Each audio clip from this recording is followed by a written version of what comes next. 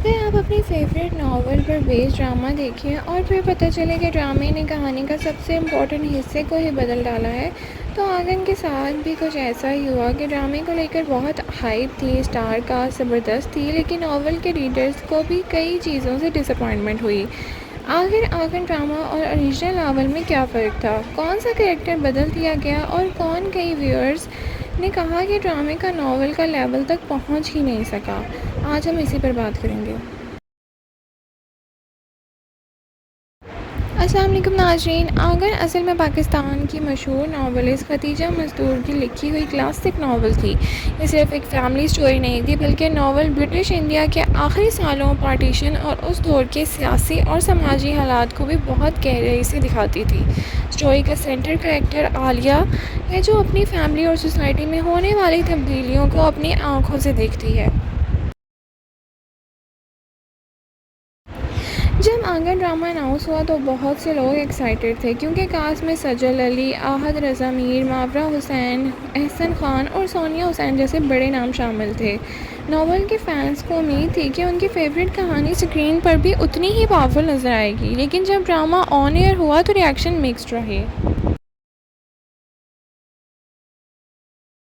नाज़रीन, नावल का सबसे स्ट्रॉन्ग पॉइंट उसका पॉलिटिकल बैकग्राउंड था। पार्टीशन, फ्रीडम मूवमेंट और उस वक़्त के हालात कहानी का अहम हिस्सा थे, लेकिन ड्रामे में इन थीम्स को काफ़ी हद तक सिंप्लीफाई कर दिया गया। नतीजा ये हुआ कि नावल का असल डेप्थ और हिस्टोरिकल इम्पैक्ट कम हो गया।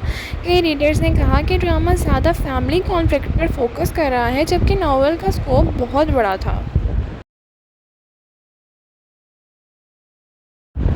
नाज़रीन, नावल में कई कैरेक्टर्स को बहुत डिटेल के साथ एक्सप्लोर किया गया था। उनके इमोशंस, मोटिवेशंस और स्ट्रगल रीडर्स को क्लियरली समझ आते थे, लेकिन ड्रामे में टाइम लिमिटेशन की वजह से कई कैरेक्टर्स की डेवलपमेंट उतनी मजबूत हो ही नहीं पाई।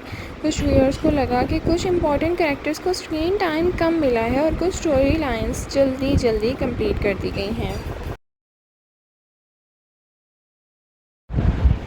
नावल की आलिया और ड्रामे की आलिया में भी कुछ डिफरेंसेस थे। नावल में आलिया का इंटरनल स्ट्रगल और उसकी थिंकिंग बहुत डिटेल में दिखाई गई थी, लेकिन रीडर्स उनके इमोशंस को महसूस करते थे। ड्रामे में नेचुरली ये चीज़ पूरी तरह ट्रांसफ़र करना बहुत मुश्किल था। इसी वजह से कई रीडर्स को लगा कि आलिया का कैरेक्टर उतना इम्पैक्टफुल बन ही नहीं पाया। नाज़रीन, आंगन नावल की सबसे बड़ी स्ट्रेंथ उसकी इमोशनल स्टोरी टेलिंग थी। रीडर्स कैरेक्टर के साथ अटैच हो जाते थे और ड्रामे में कई इमोशनल सीन्स अच्छे थे, लेकिन कई फैंस के मुताबिक नावल वाला इम्पैक्ट क्रिएट नहीं हो सका। ख़ास तौर पर एंडिंग और कुछ मेजर स्टोरी आर्क्स को लेकर व्यूअर्स का ओपिनियन डिवाइडेड रहा। नाज़रीन, ये कहना गलत होगा कि ड्रामा बुरा था, लेकिन ड्रामे की प्रोडक्शन क्वालिटी, कॉस्ट्यूम, सेट्स और एक्टिंग काफ़ी अच्छी थी। सजल अली और एहसान खान की एक्टिंग परफॉर्मेंस को बहुत पसंद किया। मसला सिर्फ इतना था कि नावल इतना पावरफुल थे कि उसकी एक्सपेक्टेशन बहुत ज़्यादा हो गई थी, और जब एक्सपेक्टेशंस बहुत हाई हों तो कंपैरिजन भी हो सकता है।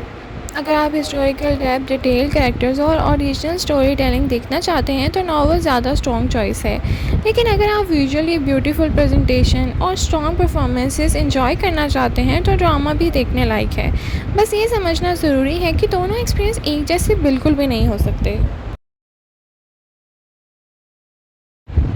नाज़रीन, आंकन ड्रामा और नावल दोनों अपनी जगह बहुत इंपॉर्टेंट है, लेकिन नावल की गहराई, सियासी बैकग्राउंड और कैरेक्टर डेवलपमेंट को पूरी तरह स्क्रीन पर लाना आसान नहीं था।